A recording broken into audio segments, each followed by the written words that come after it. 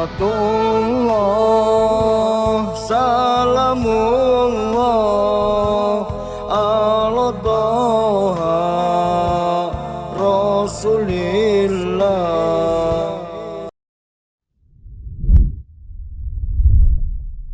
Bismillahirrahmanirrahim. Assalamualaikum warahmatullahi wabarakatuh. Alhamdulillah wassalatu wassalamu ala Rasulillah Muhammad ibn Abdullah wa ala alihi wa sahbihi wa man walah wa ba'd. Fa ya ibadallah usi nafsi wa iyyakum bi taqwallah faqad fazal muttaqun fala tamutunna illa wa antum muslimun. Faqala ta'ala ya ayyuhalladzina amanu taqullaha haqqa tuqatih wa la tamutunna illa wa antum muslimun. Keluargaku sekalian yang terhimpun di dalam Pertagas, Pertamina Gas, kita mengawali dengan bermohon kepada Allah semoga siapapun yang berada di ruangan ini atau terhubung dalam kajian ini, semoga senantiasa dijaga, diberkahi, dan dilindungi dalam kebaikan oleh Allah Subhanahu wa Ta'ala. Kita doakan yang bertugas di luar kota. Tadi saya dengar info juga Pak Direktur sedang di Semarang. Semoga giatnya dimudahkan oleh Allah dan semoga diberikan keberkahan. Ada satu bagian yang penting amanat Nabi di hadis Muslim pada satu sifat kepemimpinan. Bahwa di antara sifat pemimpin dan yang dipimpin itu harus selalu membangun kekompakan dengan nilai cinta dan doa. Ini yang sering dilupakan. Nabi pernah menyampaikan dan penyampaian ini, hadis ini didokumentasikan oleh Imam Muslim dalam satu kalimat yang singkat, padat tapi mengikat. Khiyaru a'immatikum man tuhibbunahu wa yuhibbunakum. Pemimpin yang baik itu adalah pemimpin yang kalian mencintainya dan ia pun mencintai kalian. Nah, membangun cinta itu salah satu jembatannya dengan doa. Oleh karena itu, di antara doa yang dianjurkan saat Anda memulai pekerjaan, itu bukan hanya untuk pribadi, lancarkan pekerjaan saya, tapi juga sehatkan pimpinan saya. Pimpinan mendoakan sehatkan anggota saya, sehingga semua itu melahirkan sifat harmoni yang memberikan kenyamanan dan kebahagiaan dalam bertugas. Nah, izinkan saya mengawali dengan itu dulu, karena itu di antara sunnah yang seringkali terlupakan. Sehingga bekerja itu lebih banyak dilakukan dengan tekanan menyelesaikan tugas dibandingkan dengan rasa cinta untuk bisa memberikan nilai ibadah di dalamnya. Yang kedua, semoga sholat kita diterima oleh Allah Subhanahu wa Ta'ala. Nah, yang kedua ini tidak cukup dengan amin. Kita harus tahu dulu standar penerimaan itu seperti apa. Dan yang kedua, kenapa harus sholat? Ini poin pokoknya. Mengapa sih umat Islam itu cukup hanya misalnya dengan bersyahadat saja dipandang sudah berislam, lalu berbuat baik? Kenapa mesti ada sholat? Kenapa bahkan yang pokok sampai 5 waktunya? Dan jumlah rakaatnya pun diatur sedemikian rupa, sampai teknisnya pun dijelaskan dengan rinci.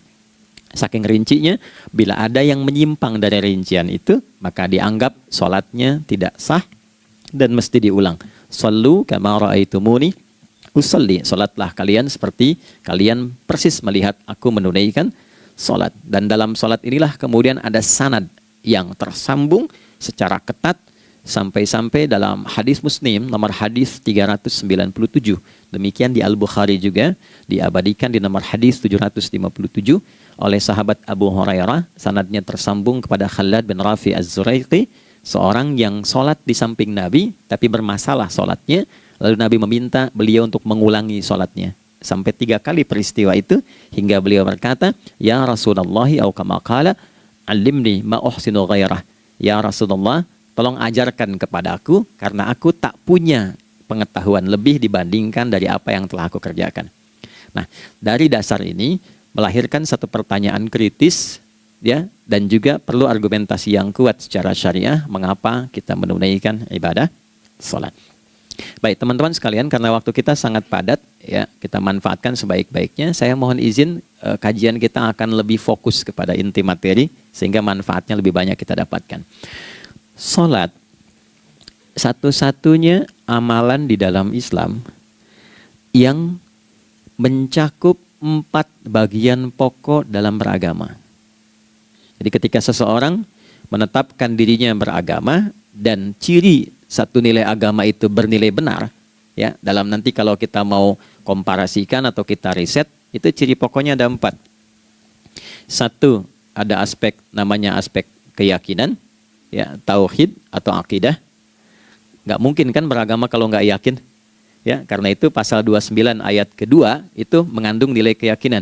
Negara menjamin kemerdekaan tiap-tiap penduduk untuk memeluk agamanya masing-masing dan beribadah menurut agama dan kepercayaannya itu. Ya, jadi nggak mungkin kita bisa menghasilkan nilai kepercayaan dan ibadah kalau tidak ada unsur keyakinan. Atau bahasa kitanya disebut dengan iman. Ya, iman itu nanti juga dipaku dalam setiap nilai kebangsaan di konteks Negara Kesatuan Republik Indonesia. Ini yang paling membahagiakan. Jadi mau jadi pegawai apapun itu syarat, ya, salah satu syarat yang melekatnya beriman dan bertakwa kepada Tuhan Yang Maha Esa, gitu kan? Ya, kemarin saya di BPK itu ada 11 bab Romawi, 40 pasal. Ya, di bab yang keempat pasal 13 tentang pemberhentian dan pengangkatan itu ada 11 poin A sampai K. Di poin B yang keduanya syarat menjadi bagian dari anggota BPK itu beriman dan bertakwa kepada Tuhan Yang Maha Esa. Baik, di Undang-Undang Pendidikan Sisdiknas nomor 20 tahun 2003 itu kalau kita baca dari poin menimbang ada 4, di poin B-nya saja sudah ada iman. Ya, Undang-Undang Dasar 1945 mengamanatkan pemerintah mengusahakan satu sistem pendidikan, ya, nasional yang meningkatkan keimanan dan ketakwaan pada Tuhan Yang Maha Esa serta akhlak mulia, baru mencerdaskan kehidupan bangsa. Ya, secara singkat, satu, agama dianggap benar kalau ada doktrin keimanan, ada akidah, ada tauhidnya. Yang kedua, ada ibadahnya. Ya, sebagai pembuktian kita beriman, buktinya apa? Ya kan? Saya beriman kepada Tuhan, kita tetapkan, misalnya Allah. Apa pembuktian keberimanan kita kepada Allah? Ya, kan pembuktiannya itu mesti diwujudkan dalam bentuk sikap. Sikap itulah yang disebut dengan ibadah. Nah, konsepsi ini ada di Quran surah ke-20 Thaha di ayat ke-14. Innani anallahu la ilaha illa ana fa'budini. Ya, sungguh aku tegaskan bahwa akulah Allah, satu-satunya Tuhan yang layak dipertuhankan dan disembah. Ketika Anda mempertuhankan aku, fa'budni, maka buktikan kebertuhananmu kepadaku dengan menyembahku. Karena itu namanya Allah punya dua arti. Satu yang dipertuhankan, kan? Ilahun wahid. Yang kedua yang disembah. Ya, jadi yang dipertuhankan dan disembah. Oke. 3. Yang ketiga harus punya unsur praktikal atau implementatif dalam interaksi kehidupan. Ya, jadi bukan cuma nyembah Tuhan, bimbingan kehidupannya apa? Implementasi dari ibadah itu. Ya, ciri umat beragama itu kan bukan hanya sekedar saya yakin, beriman, saya ibadah. Terus bukti ibadah itu dibawa dalam berinteraksi hariannya seperti apa wujudnya. Ya, makanya ketika dulu orang itu jujur, orang itu bangga dengan kejujurannya bukan sebagai orang jujur, tapi sebagai muslim.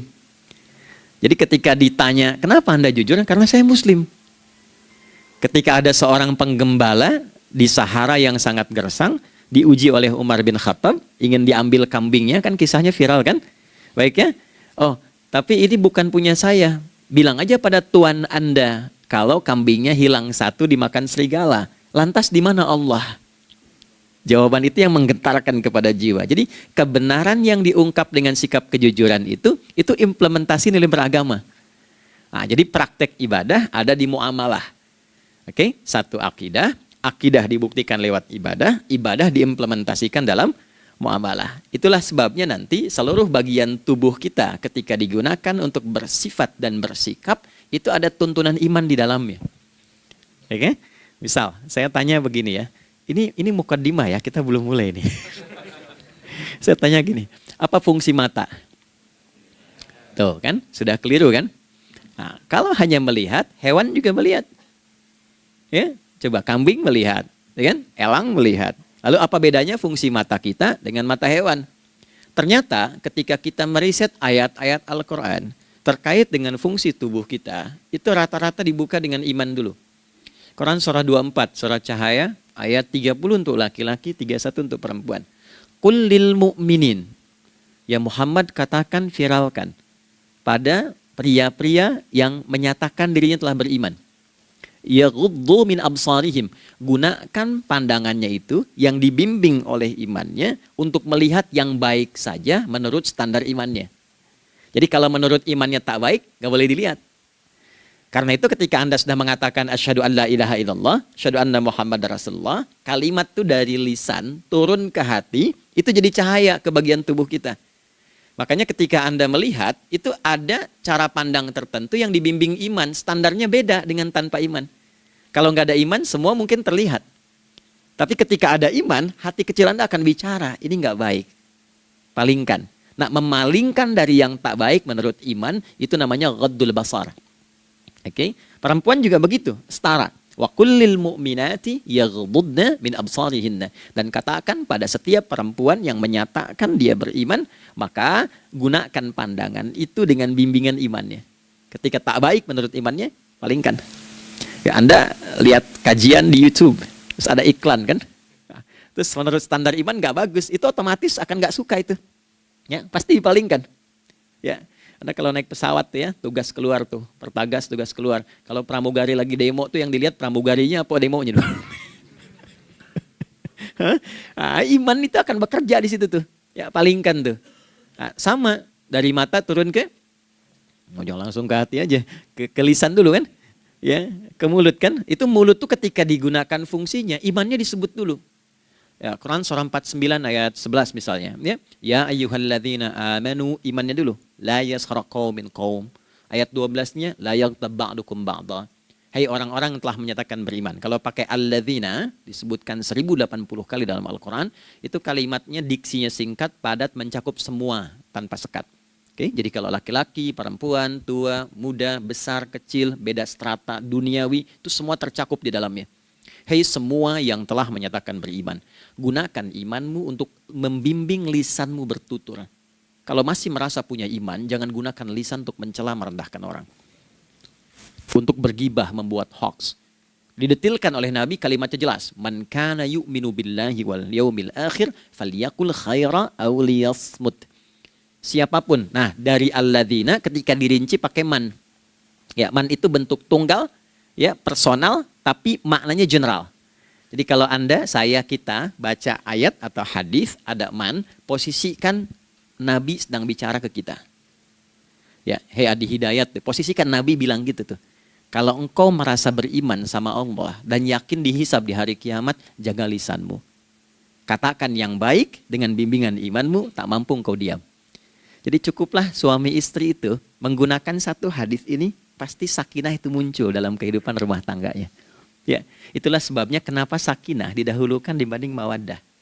Hati-hati ya, Mbak, walaupun namanya sakinah nggak ada ini nggak akan datang tuh ketenangan tuh. Ya, ada yang tahu nggak rahasianya? Kenapa sakinah duluan dibanding mawaddah? Ya, 5 juta. Ya, waktu habis karena padat sekali.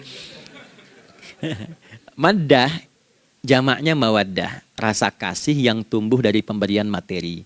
Jadi kalau rumah tangga itu ingin cenderung pada kebahagiaan, boleh berbagi dengan materi. Ya, istri cemberut, ya Anda datang dengan senyuman, sayang, kenapa? Ya, ini emas 2 kilo, ya. Nah itu pasti sehat lagi tuh. Ya, itu mawaddah. Tapi maaf, walaupun Anda mapan bekerja, harta cukup melimpah, ruah, tapi tidak ada ketenangan di rumah tangga, tidak ada sakinah, maka hampa kehidupan rumah tangga itu. Itulah sebabnya kenapa di Quran sakinah lebih dulu dibandingkan dengan mawaddah. Saya tanya ibu deh, ibu pilih mana? Kaya tapi gelisah atau miskin tapi tenang? Oke. Saya paham itu. Saya paham. Suami juga sepakat semuanya. Artinya apa? Kita nggak bisa menghilangkan unsur ketenangan. Oke, itu hanya pembuktian argumentatif ya, supaya kajiannya lebih kepada argumen. Jadi ada akidah terkorelasi dengan ibadah, implementasinya di aspek muamalah. Nah, nanti cara bermuamalahnya diatur lewat akhlak namanya. Bagaimana bermuamalah yang baik? Kan Anda, maaf ya, berekspresi kepada pimpinan dengan kawan kan berbeda. Oke, kepada orang tua dengan anak kan lain. Nah, yang mengatur interaksi kita sehingga terjalin harmoni yang baik, itulah yang disebut dengan akhlak. Nah, 4 poin inilah yang menjadi inti dakwah Nabi SAW ketika diutus oleh Allah Subhanahu wa ta'ala. Memastikan 4 ini bisa optimal kita lakukan dalam kehidupan. Bonusnya yang kelima, selalu meningkatkan inovasi sehingga selalu mendapatkan hal baru dalam kehidupan. 5 ini digabungkan di Quran surah kedua Al-Baqarah di ayat 151. Kama arsalna fikum rasulam minkum yatslu alaikum ayatina. 1. Oke, wa yuzakkikum. 2. Akhlak. Wa yuallimukumul kitaba. 3. Wal hikmah. 4. 5. Wa yuallimukum ma lam takunu ta'lamun. Kelima-limanya ini digambarkanlah dalam bentuk ibadah yang melatih kita sebagai pondasi awal menuju dan memantapkan 5 hal ini, yaitu sholat. Itulah sebabnya kenapa sholat yang pokok dilakukan 5 waktu dalam sehari untuk mewujudkan 5 hal ini dalam kehidupan, dan satu-satunya ibadah yang mengumpulkan 5 aspek ini dalam prakteknya hanya sholat. Hanya sholat. Oke, mari kita detilkan, kita rinci, dan di sini kita akan mulai kajian kita. Yang tadi mukadimah ya. Baik, kita punya 30 menit. Wah, padat sekali. Bismillahirrahmanirrahim. 1. Salat adalah perwujudan iman seorang hamba. Karena itulah kalimat salat pertama kali disebutkan dalam Al-Quran, itu letaknya setelah kalimat iman. Al-Baqarah ayat 3. Alladzina yu'minuna bil ghaibi wa yuqimunas shalah. Orang-orang yang telah menyatakan beriman dan konsisten menjaga imannya. Beda alladzina amanu dengan yu'minun. Amanu telah beriman. Tapi kalau dia komitmen dan konsisten terus menjaga imannya sampai saat dia berpulang pada Tuhannya, maka berubah nanti bentuknya kalau di bahasa Arab jadi mudhari'. Kalau di bahasa Inggris kan tuh punya 3 arti. Present, continuous, and future.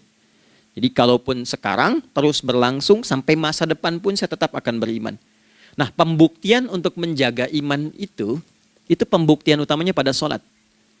Itulah sebabnya satu-satunya amal ibadah dari rukun Islam yang 5 itu, ya, satu-satunya amal ibadah yang disebut iman dalam Al-Quran hanya sholat. Teman-teman boleh buka Quran surah kedua Al-Baqarah di ayat 143. Ya, di pertengahan ke ujung ayatnya. Saya percepat. Wa ma kana Allahu liyudhi'a imanakum. Dan Allah nggak akan pernah menyia-nyiakan salat seseorang yang dikerjakan karena imannya. Ayat ini turun, ketika ada terjadi pergantian arah kiblat.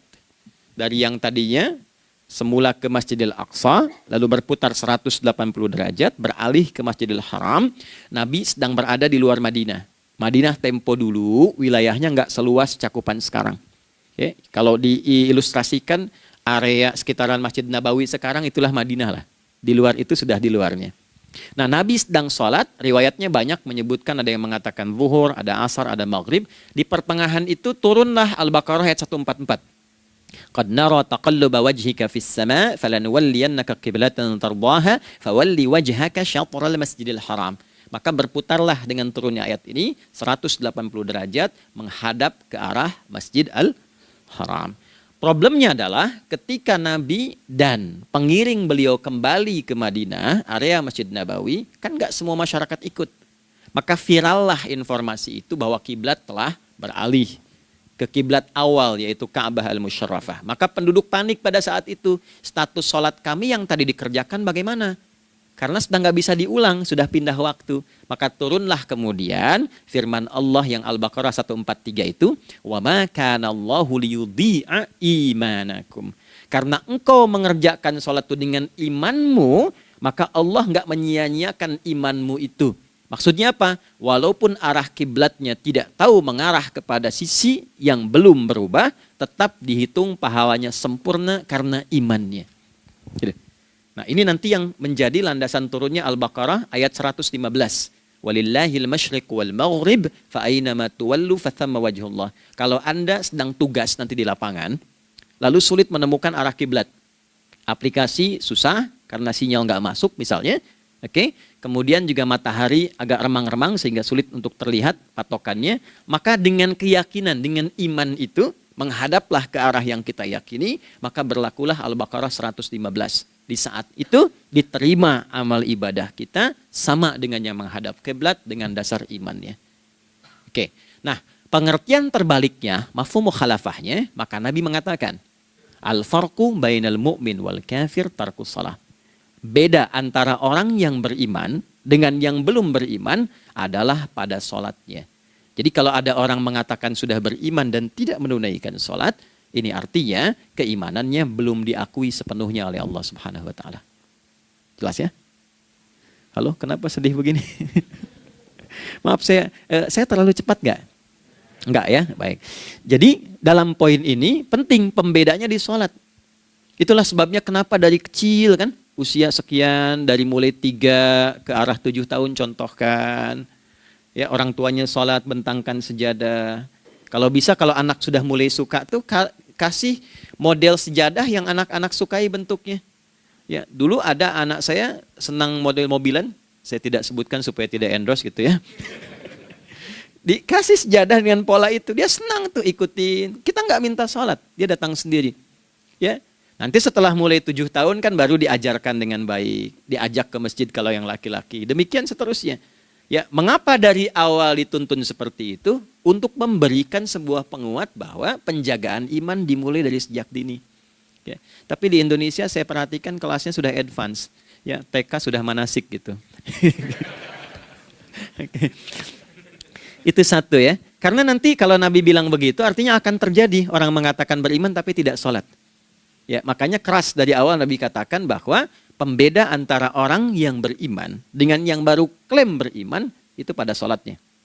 Ya, pada sholatnya. Mengerjakan sholat maka sah status imannya, tidak menunaikan sholat maka bermasalah imannya. Itu poin yang pertama. Yang kedua teman-teman sekalian, ibadah. Kita lanjut ya. Sholat adalah bagian pokok terpenting dari ibadah. Nah, di sini kita akan mulai membuka sedikit rahasia terkait dengan aspek ibadah ini. Teman-teman sekalian, ternyata sholat ini ketika oleh Allah diturunkan dalam Al-Quran, dalam konteks penunaian ibadah, bukan berarti hanya mengkoneksikan atau mengkorelasikan hubungannya dengan iman saja, bukan. Karena saya beriman, saya buktikan ibadah nyembah Allah lewat sholat. Dalilnya Quran surah ke-20 ayat 14. Innani anallah la ilaha illa ana. Aku tegaskan akulah Allah, nggak ada Tuhan yang layak dipertuhankan dan disembah kecuali saya. Fa'budni, kalau Anda telah menyatakan beriman padaku, buktikan keberimananmu dengan menyembah saya dalam ibadah. Bentuknya bagaimana ya Allah? Teruskan ayatnya. Wa aqimis sholata. Tunaikan sholat sebagai bukti ibadah. Itu li dzikri, sebagai zikir kepadaku. Jadi korelasi antara ibadah dengan iman sudah kita sebutkan dalilnya. Sekarang ibadahnya tersendiri ketika ditunaikan, apa manfaat dari ibadah itu? Mengapa mesti ada 5 waktu? Dan apa turunan manfaatnya dalam kehidupan kita? Kalau kita mengerjakan itu, dampaknya kepada kehidupan kita apa? Nah, inilah indahnya di dalam Islam, dijelaskan dalilnya, diberikan contohnya, diberikan alasannya, dan yang paling indah, diberikan penjelasan dengan detail tentang manfaat-manfaatnya. Ini tidak ditemukan di dalam konsep keyakinan manapun. Kalau teman-teman boleh mau riset silahkan. Ada nggak satu keyakinan agama tertentu yang dari ibadahnya tuh diatur? Cara memulainya, bacaannya, detailnya, manfaatnya, waktunya, sampai dengan hasilnya, sampai kiamatnya.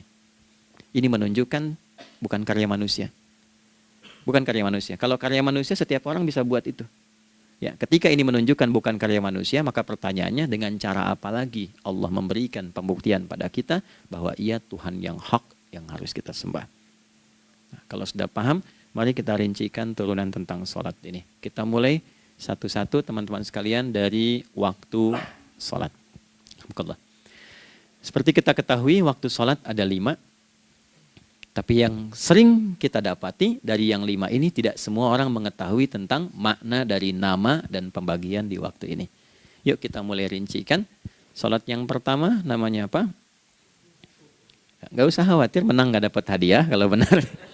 Salah juga keterlaluan. Oke, 1 subuh. Dia satu-satunya nama sholat yang punya 2 nama ya. Subuh dan fajar. Oke, Pak Fajar, Pak waktu sholat. 2, zuhur. 3, asar. 4, maghrib. 5, isya. Oke, rumus hitungannya 24, 4, 3, 4. Ya.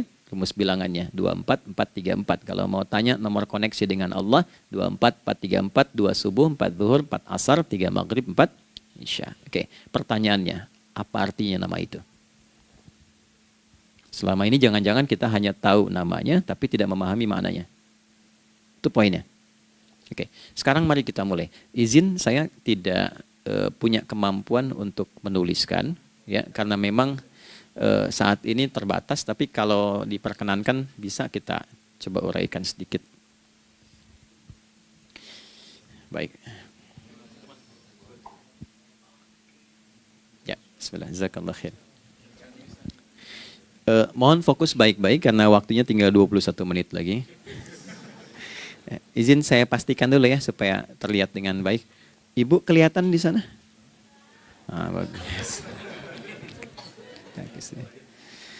Saya kira tuh hanya di Sumbawa Barat. Ternyata di Pertagas pun perempuan-perempuannya imannya luar biasa. Maksudnya belum saya tulis sudah kelihatan. Imannya luar biasa. Oke, kita mulai dari yang pertama ya. 5 waktu sholat. Kita mulai dari 1 dulu. Subuh, teman-teman saya turunkan dulu ya. Izinkan saya tulis pakai bahasa Arab dulu supaya gampang. 1, dia punya 2 nama. Yang angka Arab ya. Kalau yang gini angka Hindi. Anda yang di admin di komputer pasti tahu. Ada Fajr. Kata subuh ditemukan di Al-Quran surah ke-81 At-Takwir ayat 18. Kalau keliru tolong diingatkan. Was-subhi idza tanaffas. Quran surah 81 ayat 18. Ya. Nggak usah di ilmu utak-atik ya. Oh ini kenapa 81 kalau dibalik 18? Itu cocok logi. Ya, abaikan aja itu. Ya. Fajar agak banyak di Quran terkait dengan nama sholatnya ada di Quran surah ke-17 di ayat 78.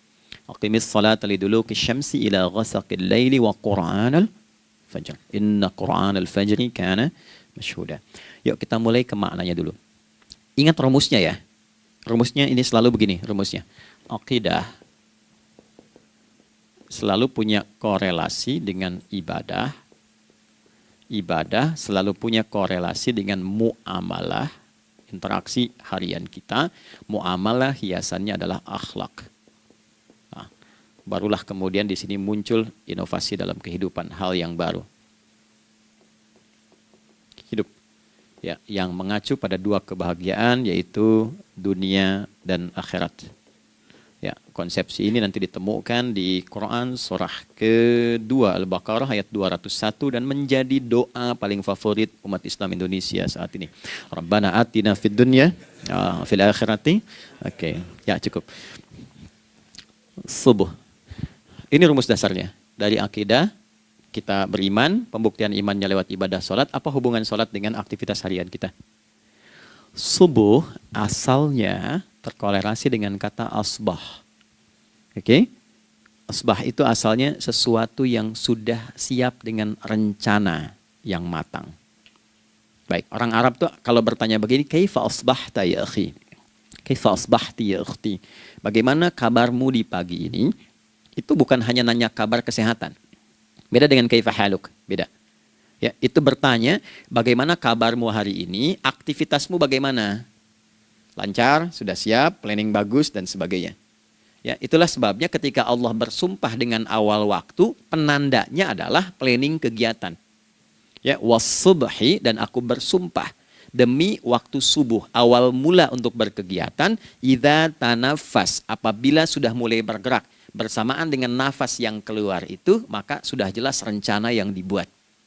Ya, jangankan kita, semua alam itu, semesta itu seluruhnya bukan hanya bertasbih, tapi beraktivitas dalam tasbihnya.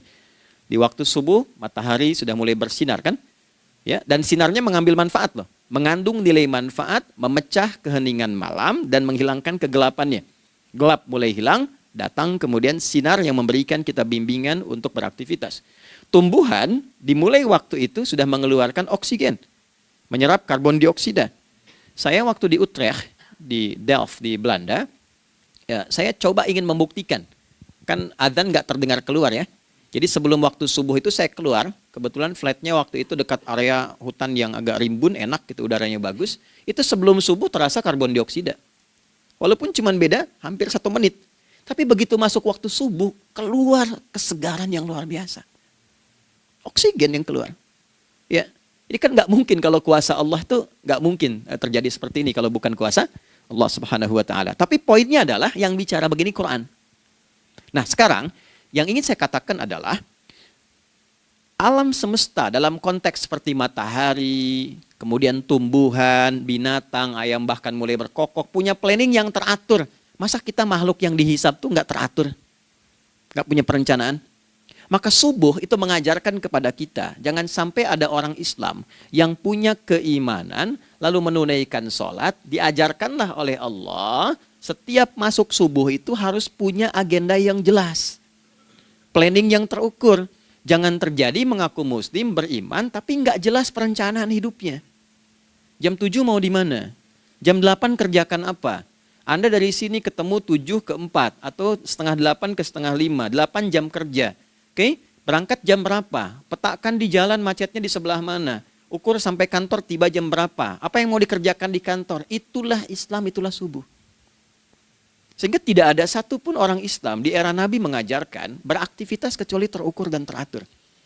Bahkan Nabi memulai itu evaluasinya di malam hari. Sehingga turun di antara surah Al-Insyirah itu ada ayat yang tegas mengatakan di ujungnya, فَإِذَا فَرَغْتَ فَانْصَبْ. Evaluasi yang telah berlalu di malam hari. Evaluasinya menyeluruh sampai ke zikirnya. Dicatat nih. Ya, aku hari ini secara spiritual itu, mohon maaf, sholat jamaahnya berapa waktu tuh? Dari 5. Oke? Misalnya dari 5 itu cuma 4, berarti koreksi ada yang kurang. 1. Ya. Yang kedua, secara intelektual sudah berapa bacaan yang dibaca saat ini? Ilmu yang ditingkatkan, mensyukuri anugerah akal dan sebagainya. Bekerja sempurna enggak? Turunkan ibadahnya bagaimana? Ketika ada yang kurang, istighfari. Ya, sebagai seorang ayah, ada nggak sesuatu yang salah yang dilakukan belum sempurna? Sebagai seorang ibu, anak dan sebagainya, istighfar. Itulah sebabnya sebelum tidur Nabi ajarkan istighfar. Yang kita tahu 70 kali kan, 100 kali. Yang saya tanya, 1 ke 70 itu istighfar apa saja? Apakah hanya bilangan di lisan? Atau dari lisan diingatkan oleh pikiran, ditembuskan ke hati? Istighfar sebagai seorang ayah yang kurang maksimal melihat anak dengan baik. Anda boleh punya jabatan di kantor, boleh direktur, boleh manajer, boleh macam-macam. Tapi ketika Anda pulang, Anda seorang ayah. Saya di Timur Tengah disebut syekh, di sini dipanggil kiai, dipanggil ustadz. Pulang ke rumah, anak saya nggak kenal itu semua. Anak saya nggak peduli itu semua. Belum pernah seumur-umur saya mengajar, lalu saya pulang, anak saya menunggu depan pintu dan memanggil, kiai. Tidak ada. Dia ingin ayahnya. Dia ingin ayahnya. Oke. Kenapa nggak kita hadirkan istighfar pertama kita itu karena kita kurang perhatian. Kurang perhatian kepada anak misalnya. Saya kalau pulang tengah malam dan semua tertidur, saya lihat satu-satu. Perbaiki cara tidurnya, doa, lihat satu-satu, minta ampun sama Allah. Dan ya kadang sebelum mengalirkan air mata kita nggak bisa tidur karena nggak tahu nanti ketemu lagi nggak di akhirat tuh. Itu poin yang paling penting. Nah, jadi istighfar pertama itu untuk diri kita ketaatan pada Allah. Untuk diri kita sebagai anak pada orang tua. Sebagai suami punya tanggung jawab istri atau sebaliknya. Demikian seterusnya. Nah itu kalau sudah kita bisa lakukan, dievaluasi, direncanakan besoknya. Fa'idha faraghta fansab. Direncanakan lagi yang berikutnya. Besok mau ngapain, tulis malam. Kalau kita biasakan begitu tidurnya enak. Karena nggak ada beban, damai hidupnya. Dengan teman damai kalau ada perselisihan sebelum tidur. Ya. Jadi nggak ada orang mengigau itu masalah-masalah kehidupan dunia yang belum tuntas. Ini dunia saat terjaga bermasalah, saat tidur pun masih bermasalah. Gara-gara kamu nih, kapan istirahatnya? Ya. Nah, ketika kita bangun dari subuh itu, maka rencana yang sudah kita siapkan itu, teman-teman sekalian, dibawa menghadap Allah supaya minta kemudahan, minta kelancaran, minta pendampingan, minta bimbingan. Itulah sebabnya kita dipanggil sholat di awal waktu. Supaya rencana yang sudah kita siapkan itu minta taufiknya, persetujuan dan perlindungan dari Allah.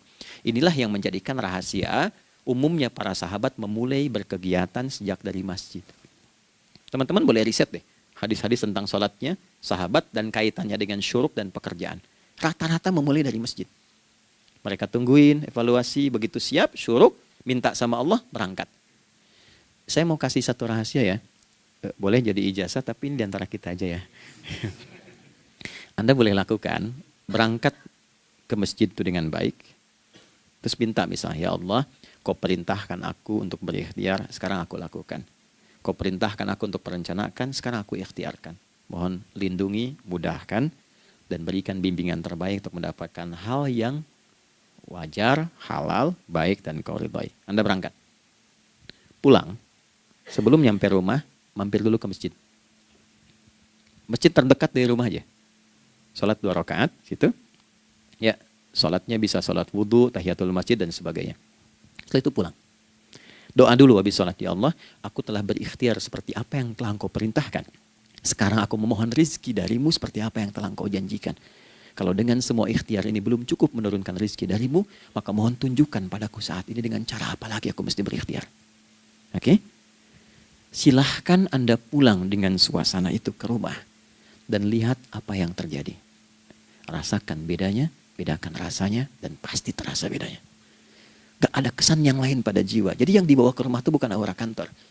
Bukan aura jalan yang macet. Tapi ada ketenangan, kenyamanan, dan kenikmatan. Kalau teman-teman mau pakai sunnah sahabat ini dalam dunia pekerjaan. Dan Anda lakukan coba sehari ini saja. Rasanya pasti beda. Ya, ini bagian pertama. Nah, ketika kita ingin datang menghadap Allah. Dan mulai membawa rencana kita kan perlu isyaratnya kan. Kapan dimulai? Gak bisa tiba-tiba saya bangun jam 3 langsung sholat subuh, kan tidak begitu. Ya kan? Mesti ada satu sinyal dulu, yang dari sinyal itu ada feedback pada diri kita untuk merespon, gitu kan? Nah, pancaran respon atas sesuatu yang memancar akibat satu hal yang terjadi, kalau di gaya itu kan kalau ada gaya gerak, gaya dorong kan? Ya, kalau nggak salah F1 sama dengan F2 kan? Nah, gaya gerak sama dengan gaya dorong. Geraknya dikit, bunyinya kecil kan? Kencang bunyinya. Kencang. Terus ada F berbanding lurus dengan P, hukum Pascalnya.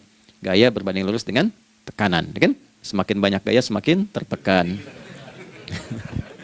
Nah, respon yang muncul ketika ada satu misalnya gaya, tapi responnya sifatnya materi sifatnya. Ya, misal kalau Anda mau mengebor air, kan? Kemudian keluar terpancar tuh dari bawah itu keluar misalnya air. Nah, itu namanya infajar. Infajar. Dalilnya Quran surah kedua ayat 60. Wa idzistasqa Musa liqaumihi faqulna idrib bi'asakal hajar fanfajarat min husnata asyrata aina. Nabi Musa kata Allah itu kaummu 12 suku minta mata air. Dan enggak tanggung setiap sukunya minta satu, katanya supaya enggak rebutan. Maka Allah firmankan, pukulkan tongkatmu yang kayu. Lihat diksinya detail sekali. Pukulkan tongkatmu yang kayu ke batu itu, maka batu itu akan terbelah dan mengeluarkan pancaran 12 mata air. Ya, tongkat kayu dipukulkan ke batu, batunya yang hancur. Karena Musa seorang nabi, gitu kan? Anda punya tongkat emas, pukulkan ke batu, maka keluar 12 air mata. Gitu ya. Nah ini, infajar. Kalau respon yang keluar itu respon buruk. Misal dalam nafsu, kan suka ada trigger ya yang memancing respon terus nafsu keluar kan? Ya, apa saja itu? Lihat gambar yang nggak bagus, nafsu keluar, itu kan? Lihat sendal bagus, nafsu keluar, macam-macam ya. Nah itu fujur namanya. Fujur.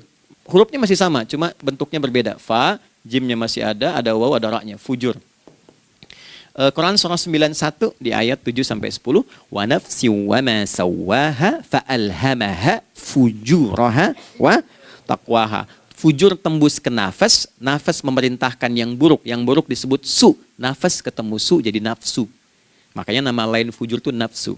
Dalilnya Quran surah 12 ayat 53.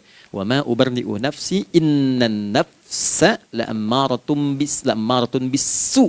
Ya, la'ammaratun bisu'i illa ma rahima rabbi. Oke, nafas ketemu su. Teruskan. Tapi kalau pancarannya pada sifat yang baik. Oke? Membelah sesuatu yang gelap menjadi baik, terbuka, memancarkan respon panggilan yang baik, maka berubah katanya menjadi fajar. Oke?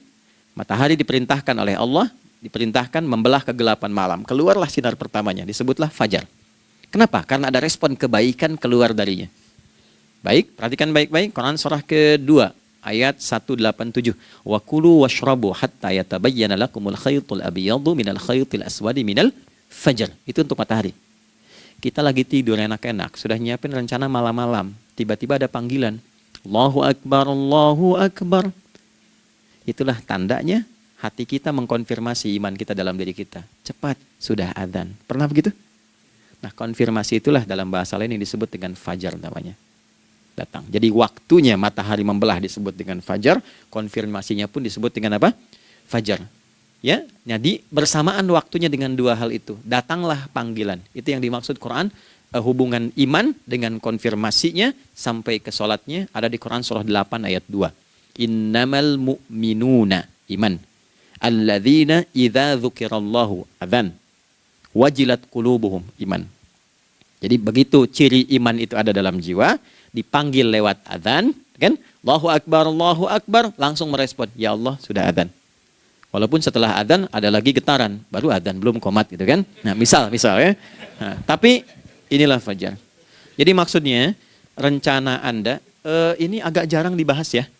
Mohon maaf, ilmu ini agak jarang. Jadi jangan Anda bilang saya bid'ah, bukan. Ya, bukunya ada, referensinya ada. Cuman karena jarang dikaji, jangan sampai kekurangan pengetahuan menghukumi yang tahu jadi salah gitu. Ini poinnya. Jadi saya kalau bahas satu masalah, itu bukunya saya kumpulkan. Tafsir awal sampai akhir yang ada apa, buku-buku tentang sholat apa, baru kita keluarkan. Jadi bagian topik-topik tertentu yang dibahas. Problemnya ketika membahas tentang ibadah cuma dua. Satu tentang bacaan, doanya apa. Yang kedua tentang gerakan, bagaimana mengerjakannya. Yang ketiga jarang dibahas, hikmahnya apa. Padahal rumus dalam ibadah itu dalam fikih tiga-tiga mesti dipakai. Ini Quran surah kedua ayat berapa? Ayat 129. Rabbana wab'ats fihim rasulan minhum yatlu 'alaihim ayatika, ini wa yu'allimuhumul kitaba, ini wal hikmah, ini. Barulah kita mendapatkan sesuatu yang baru. Ya, ini. Wa yuzakkikum, dan di 151 Al-Baqarah wa yu'allimukum ma lam takunu ta'lamun. Jadi ini bukan ilmu yang baru, bukan, belum tahu saja. Jadi selama ini yang kita kerjakan jangan sampai terbatas pada ritualnya saja untuk mencukupkan ini. Hubungan ritual dengan ini apa gitu. Ya, jadi subuh ini mengkonfirmasi bahwa ada satu keteraturan dalam kegiatan kita. Ya, alhamdulillah. 2, siang. Oke, setelah subuh, fajar, salat apa? Zuhur. Oke, saya tanya pada Anda, zuhur itu artinya apa? Sudah, cukup katakan Allahu a'lam. Waktunya terbatas ya. Nah, sahabat ditanya nggak tahu Allahu a'lam. Anda sahabat bukan, tabi'in bukan. Zuhur. Waktu tinggal 4 menit lagi. Oke, teman-teman, kalau kita jeli, ini kan sholat dikerjakan di siang hari kan? Siang itu bahasa Arabnya nahar. Naharun itu siang. Tapi kenapa sholatnya zuhur? Kok nggak sholat nahar gitu? Ya, lohor, ini paksain tuh. Zuhur, lohor. Ya. Terus sore, biar nyambung cepat. Sore, bahasa Arabnya kan masa. Masa al-khir, selamat sore. Kenapa kau sholatnya asar? Kok sholatnya namanya asar? Oke? Maghrib, isya. Isya kan malam kan? Kenapa nggak lail? Lail itu kan malam. Kalau ada yang istimewa di malamnya, itu lailah namanya.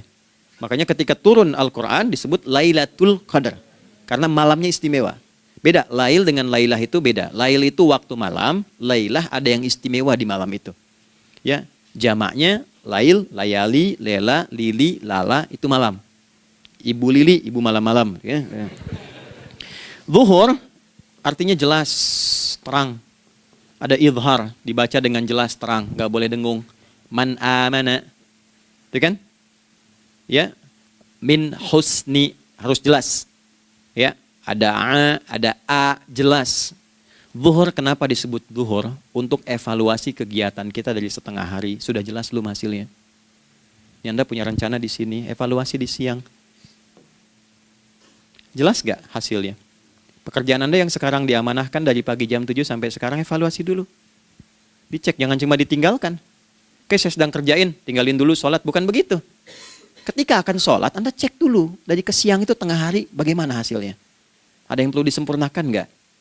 Ya, ketika ide-idenya mulai mentok, ada yang belum selesai, datang dulu sholat, tenang lagi. Saat tenang itulah dirumuskan kembali pelan-pelan. Kan lumayan dari jam 12 sampai jam 1. Diisi dengan baik, dilihat. Itu baru dunia ini. Kan kita ngejar ini juga.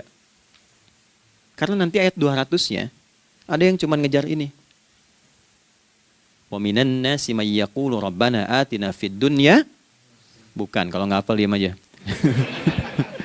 Wa Wa minan nasi may yaqulu rabbana atina fid dunya wa ma lahu fil akhirati min khalaq.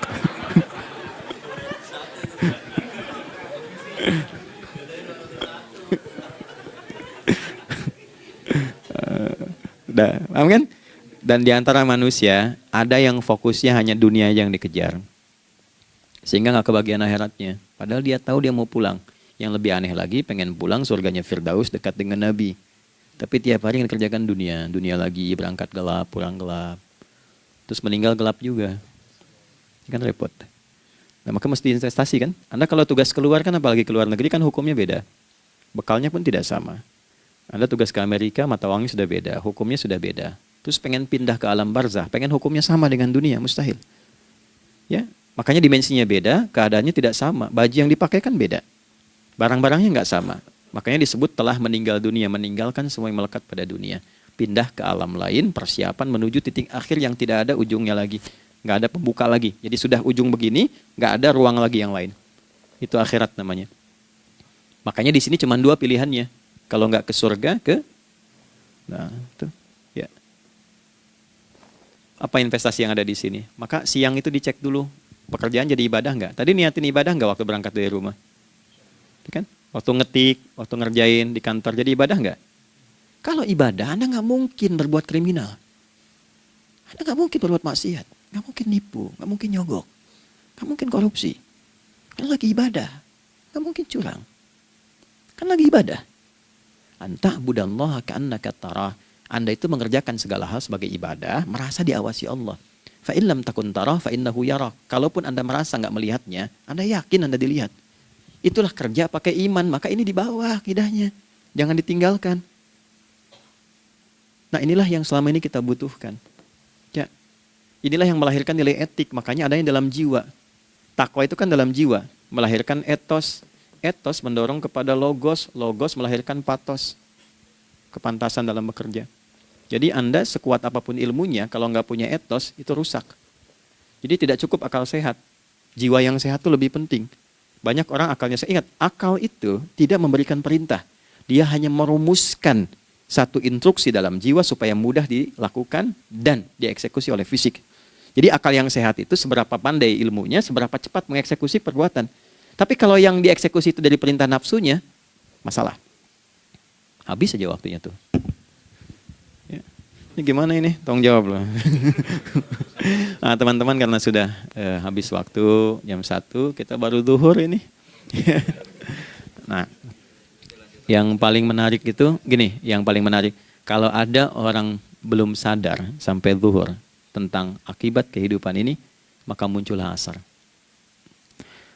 Apa asar itu? Kenapa mesti disebut dengan asar?